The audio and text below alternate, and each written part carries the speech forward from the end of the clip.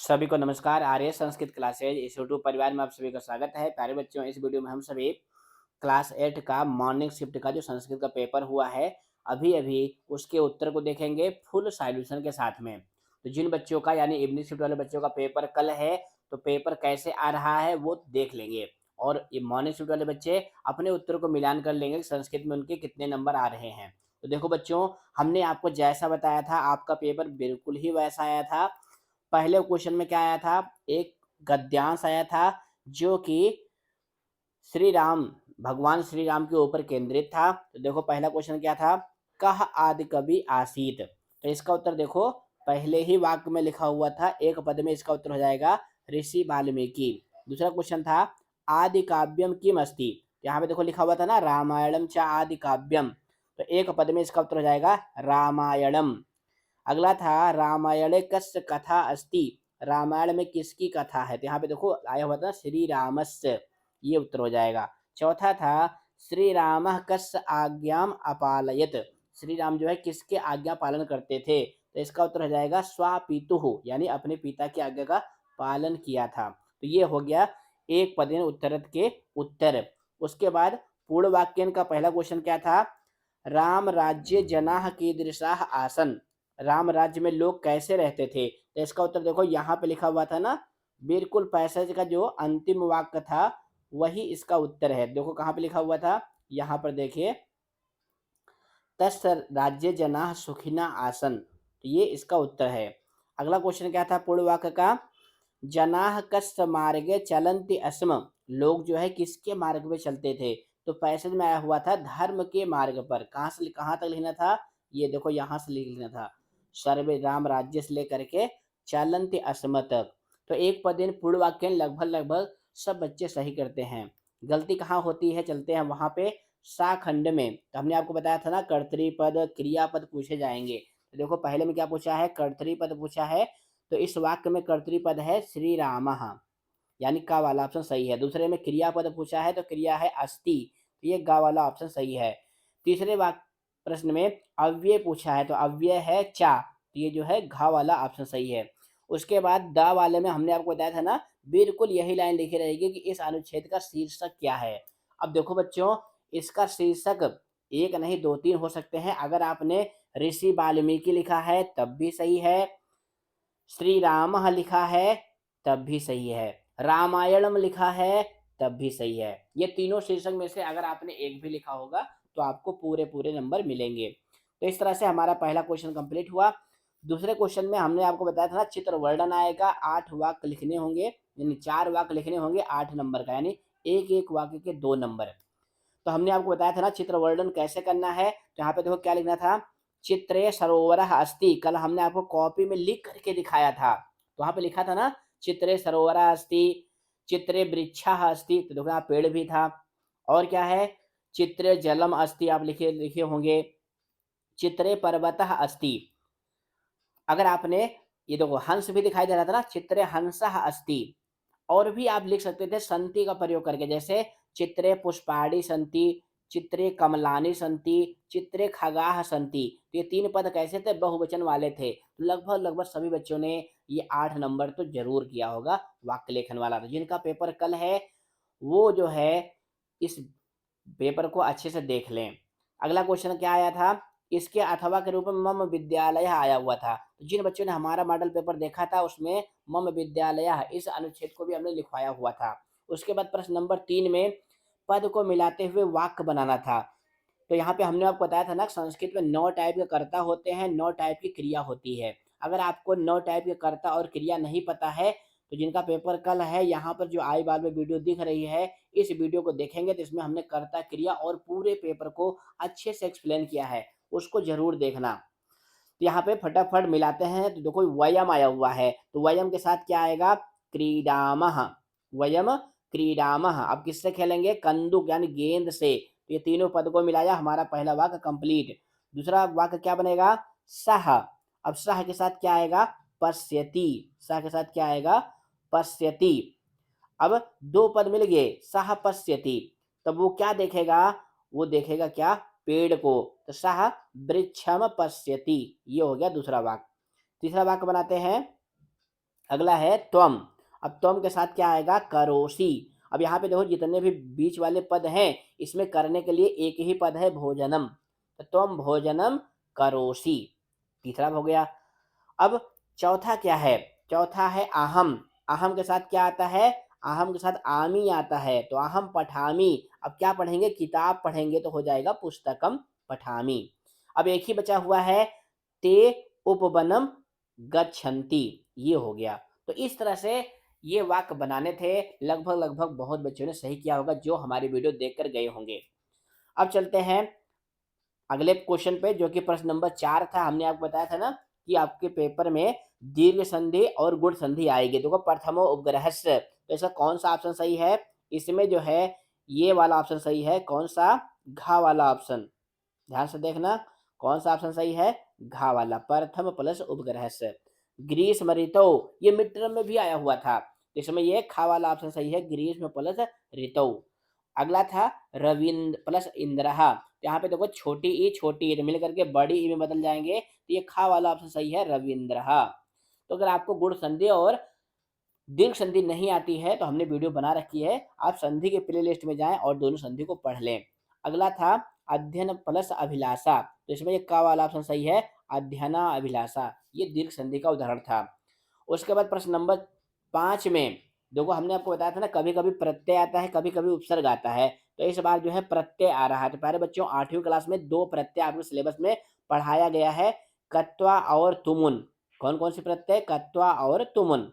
तो कत्वा प्रत्यय का क्या जुड़ता है? त्वा जुड़ता है, तुमुन प्रत्यय का तुम जुड़ता है। तो यहाँ पे देखो क्री प्लस तुमुन, तो क्या जोड़ना था? तुम। तो कैसे इसको लिखना था? इसके स्थान पे हो जाएगा कर तुम। ध्यान से देखना, इस तरह से आपको लिखना था, कर तुम। दूसरा था लिख प्लस कत्वा, तो इसका हो जाएगा लिखित्वा। क्या हो जाएगा? लिखित्वा हो जाएगा।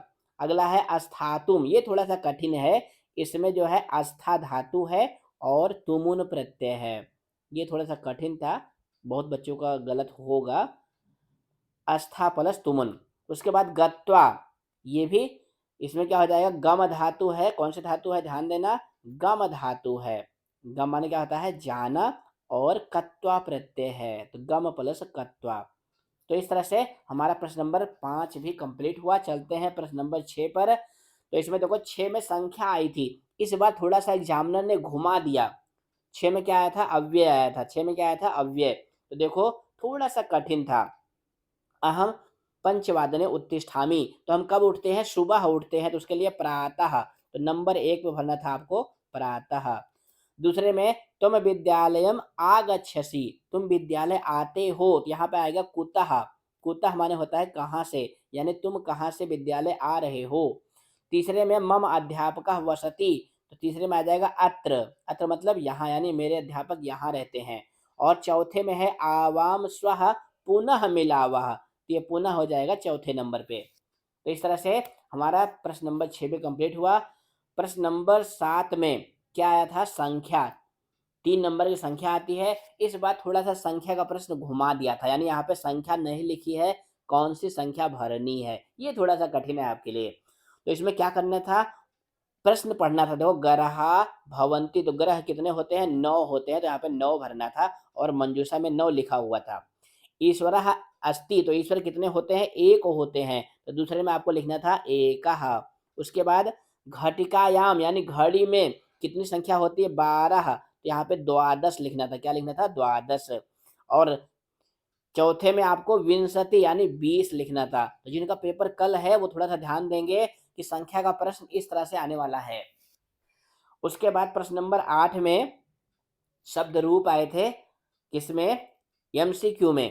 तो यहाँ पे समूह अस्ति है, तो हो जाएगा बाल का नाम, ये का वाला ऑप्शन सही है।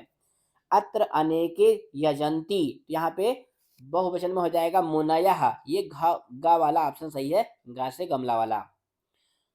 उसके बाद थर्ड है एषः रामः भ्रातरः, तो यहाँ पे हो जाएगा तस्य, ये खा वाला ऑप्शन सही है। चंचलः उपगम, तो यहाँ पे खा वाला ऑप्शन सही होगा वृक्षम, ये तो आपके पाठ की भी लाइन है। उसके बाद खा में धातु रूप आया हुआ था, तो हमने बताया था ना, कल ही आपको ये श्लोक लिखकर दिखाया था। तो जिन बच्चों ने श्लोक याद किया होगा वो 100% सही किए होंगे। इसमें क्या सही होगा? भवंती सही होगा। दूसरे में गच्छामः सही होगा। तीसरे में अपीबत सही होगा क्योंकि विद्यालय जो है एक वचन का है। अत्र एव मम विद्यालयः अस्ति सही होगा। क्या सही होगा? अस्ति। तो इस तरह से हमारे 3 खंड कंप्लीट हुए। चलते हैं खंड घ पर। तो यहाँ पे देखो किस पाठ का पैसेज है? ये जो आपका पाठ है सावित्रीबाई फुले, उसी पाठ का पैसेज है। तो पहला क्वेश्चन क्या था? सावित्री की माता का क्या नाम था? तो ये लिखा हुआ था लक्ष्मीबाई। ज्योतिबा फुले कस्याः प्रबलः समर्थकात्, यहाँ पे किसके समर्थक थे? तो यहाँ पे देखो लिखा हुआ था स्त्री शिक्षायाः। तो पहले का उत्तर ये था, दूसरे का उत्तर ये था एक पदेन का। पूर्ण वाक्य में क्या था?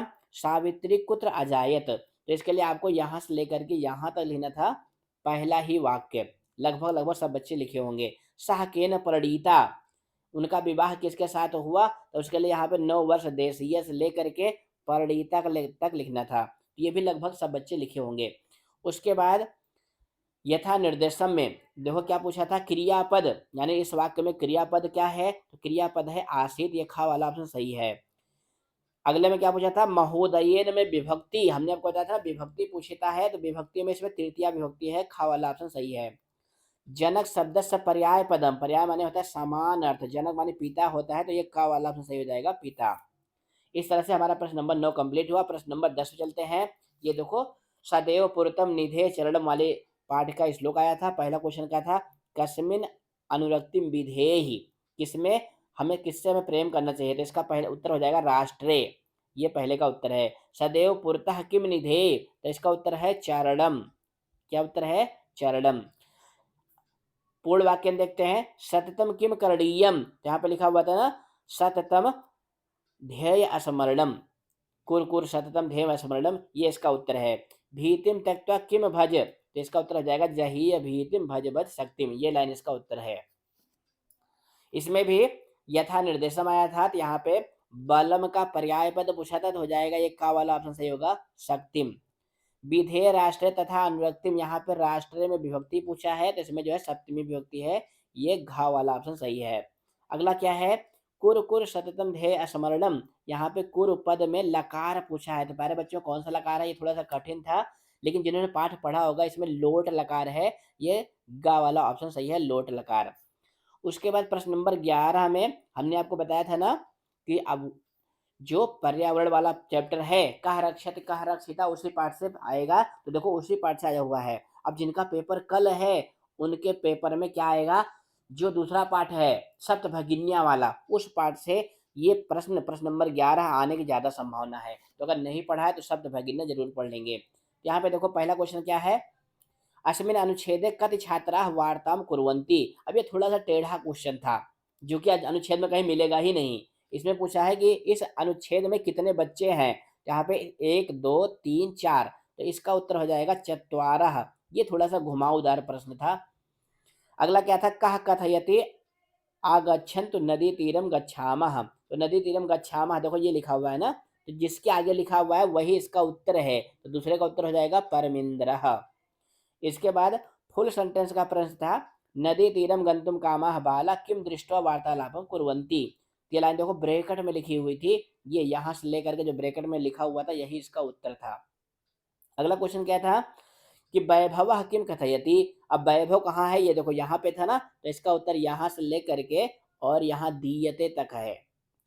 चलते हैं किस पे? यथा निर्देशम पे, यानी एमसीक्यू वाले क्वेश्चन पे। देखो यहाँ पे क्या पूछा था कि आगच्छन्तु में लकार कौन सा है? तो हमने आपको बताया था ना पठतु पठताम पठन्तु किसमें होता है? लूट लकार में, तो ये खा वाला ऑप्शन सही है। वयम शिक्षिताः, यहाँ पे शिक्षिताः का विलोम पद पूछा है, तो इसका हो जाएगा अशिक्षिताः, ये गा वाला ऑप्शन सही है। थर्ड क्वेश्चन थोड़ा सा कठिन था, यहाँ पे पूछा था नित्य स्वच्छानी गृहाणी शोभन्ते, यहाँ पे विशेषण पद पूछा है, तो यहाँ पे हो जाएगा नित्य स्वच्छानी, ये गा से गमला वाला ऑप्शन सही है। उसके बाद प्रश्न नंबर 12 में क्या आया था? अव्यय आया था भरने के लिए। तो पहले में क्या भरना था? गुणः गुणज्ञेषु, अब यहाँ पे क्या हो जाएगा? भवन्ति लिखा हुआ है ना, देखो भवन्ति लिखा हुआ है, तो नंबर 1 पे हो जाएगा गुणाः। यहाँ पे क्या भरेंगे? नंबर 1 पे गुणाः भरना था। नंबर 2 पे निर्गुणम प्राप दोषाः, अब यहाँ पे जो भवन्ति है नंबर 2 पे भवन्ति लिखना था, और नंबर 3 पे आपको लिखना था नद्यः। उसके बाद प्रश्न नंबर 13 हमें 2 श्लोक लिखने के लिए आए थे, तो हमने श्लोक बता रखे हैं कौन-कौन से सरल श्लोक हैं। लगभग-लगभग सब बच्चों का पेपर अच्छा गया होगा। हिंदी का भी मॉडल पेपर मैं जल्दी ही बना के लाऊँगा। तो फिर मिलेंगे बच्चों हिंदी वाले मॉडल पेपर में। धन्यवाद।